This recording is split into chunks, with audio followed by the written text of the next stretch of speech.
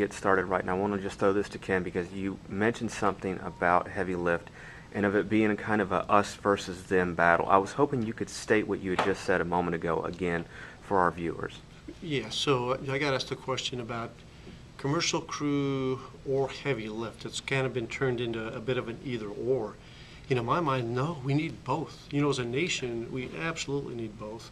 We need to be able to get our astronauts to and from LEO to the space station, but we need heavy lift to explore. If we're ever going to leave low Earth orbit, which we are, and go either back to the moon, to an asteroid, to Mars, we need heavy lift. And everybody agrees that you need heavy lift. So it's kind of interesting how we have either the or, hey, if we didn't have heavy lift, then commercial crew would be fine. And the fact is, the reality of it is, we've got the resources to do both, and we need to be moving out on both aggressively. Well, it seems that bringing Astrium into this would even strengthen your resources base because you're not dealing with just the resources of the United States. You're now dealing with the resources of the United States and potentially Europe. Is that correct? So Yeah. We couldn't agree more. Yeah. And you wisely use all this development that's gone on, and now you start iterating on integration and common designs. It's tremendous. Well, And if again, I want to say one thing about the Ariane 5, because before we started this partnership, I didn't fully appreciate it. Ariane 5 is the most capable commercial launcher on the planet. And over half the commercial satellites in orbit today, the Ariane 5 put into orbit. And something that's very telling is Ariane 5, if you fly a satellite on that system, you are awarded the lowest insurance rate in industry.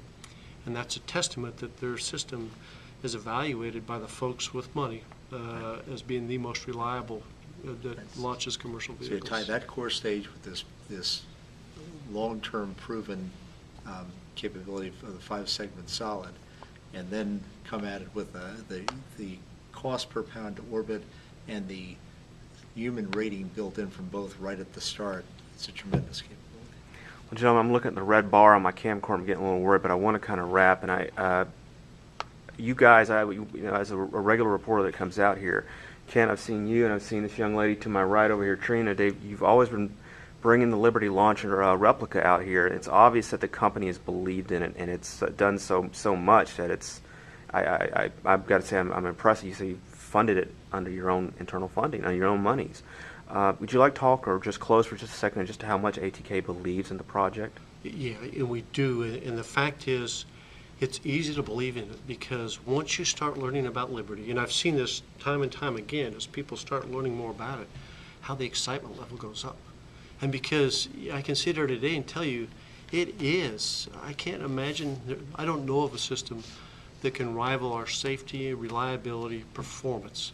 We leverage all this investment, over $1 billion that have gone into the two systems from the governments that develop systems to fly humans. We leverage all of that.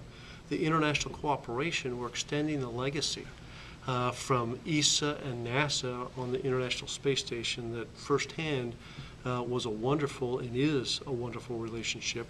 We're turning that into the commercial legacy, ideally out of Liberty on that. And our performance is unparalleled for this price point. So if you look at value, somebody was asking me earlier about, hey, we think some other folks may have been pulling NASA in a good direction. And the commercial crew is interesting how, as long as it's done correctly, which we fully intend on doing, the value to the taxpayer, to the American that cares about our human spaceflight program, that value will be very, very good, particularly with something like Liberty. Well, Ken, I know that you personally have a 6:30 flight that you need to get to. We don't want to keep you too much longer, but we at American Space. Oh, you got a 5:30. Jason, I was just dittoed everything Ken said about the Astrium team, the AADS team. They are very committed to this, and the excitement level just keeps on going up as we go each step. So.